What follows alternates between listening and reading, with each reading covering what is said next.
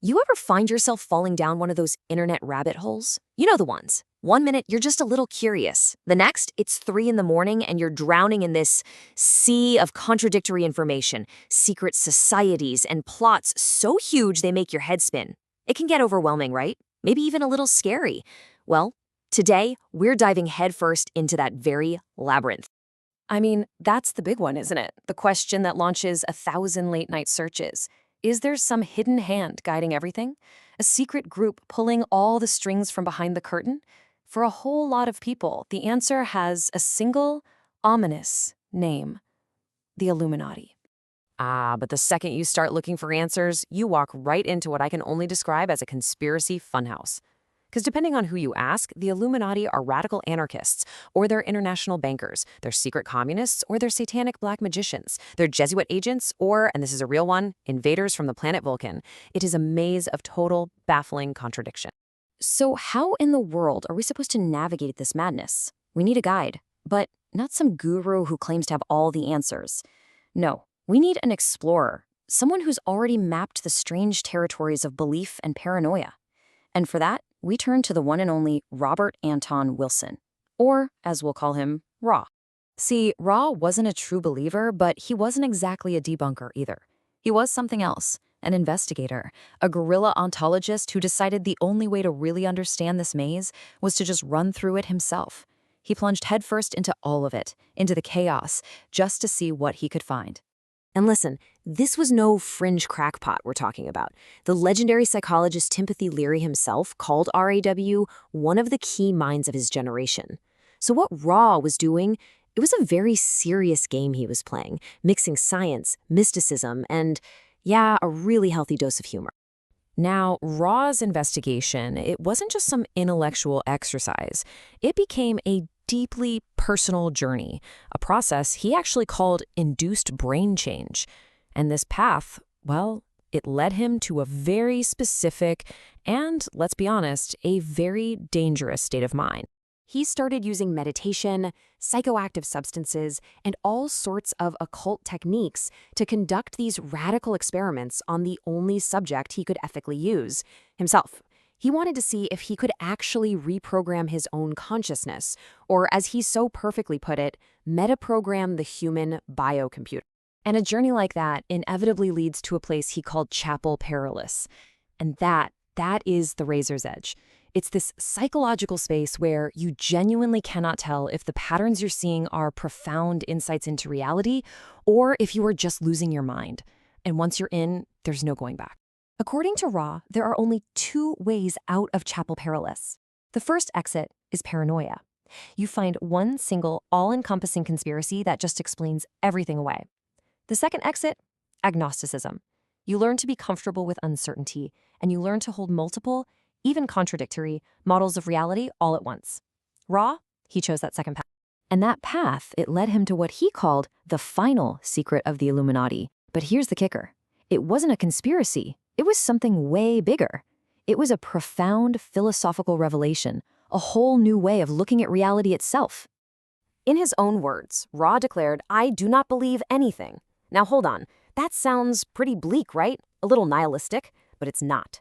For him, this was a statement of total liberation. It was the key that unlocked the prison of being absolutely certain about anything. And here's why. He followed that up by saying, "My own opinion is that belief is the death of intelligence." Think about it. The second you believe in something, a religion, a political party, a scientific theory, you kind of stop thinking. You stop questioning. For Raw, real intelligence demanded a state of constant, curious, open-minded inquiry. So the fancy term for this approach is model agnosticism. It sounds complicated, but it's actually super simple. It's the idea that any system we use to understand the world, science, religion, politics, whatever, it's just a model, it's a map. But the map is never the territory itself. Raw had these great little analogies to make it clear. Just like a map of a city is not the city itself, a restaurant menu, with all its delicious descriptions, is definitely not the meal you're about to eat. But we do it all the time. We constantly mistake our descriptions of reality for reality itself. And this leads us to one of his biggest ideas, the reality tunnel. The idea is that each and every one of us experiences the world through this unique filter, made up of our beliefs, our language, our personal history. We aren't all living in the same objective reality. We're each in our own reality tunnel, and most of us don't even realize we're in one. This is a brilliant way to picture it. In James Joyce's famous novel Ulysses, you never see just one single objective Dublin. Instead, you see the Dublin that Stephen Dedalus experiences and the Dublin that Leopold Bloom lives in, and so on. Each person's version, each reality tunnel is totally unique. And in a way, each one is equally real. Okay, so this is where it gets really powerful, because this isn't just some abstract philosophy to noodle on. Ra's ideas give us a practical toolkit for our brains, a way to navigate not just conspiracy theories, but all the competing ideas that are out there. Okay, let's test it out. Take this infamous line from the occultist Aleister Crowley: "Do what thou wilt shall be the whole of the law." Now, to most people, that sounds like a free pass for hedonism, right? Just do whatever you want. But if we use Ra's toolkit, we can look a little deeper. Ra, when he looked at Crowley's system, clarified that will here doesn't mean the fleeting whims of your ego.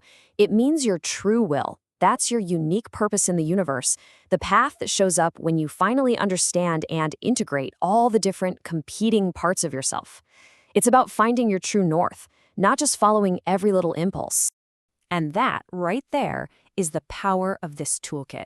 It lets you examine any system, Crowley's magic, Christianity, Marxism, you name it, as a useful model, as a map, without ever getting trapped into believing it's the only map. It's the ultimate escape hatch from that conspiracy funhouse. So, in the end, Robert Anton Wilson didn't really offer us answers. He offered something much, much more valuable: better questions, and the tools to find our own way. What he really offered was a catalyst for a fundamental shift in how we see everything.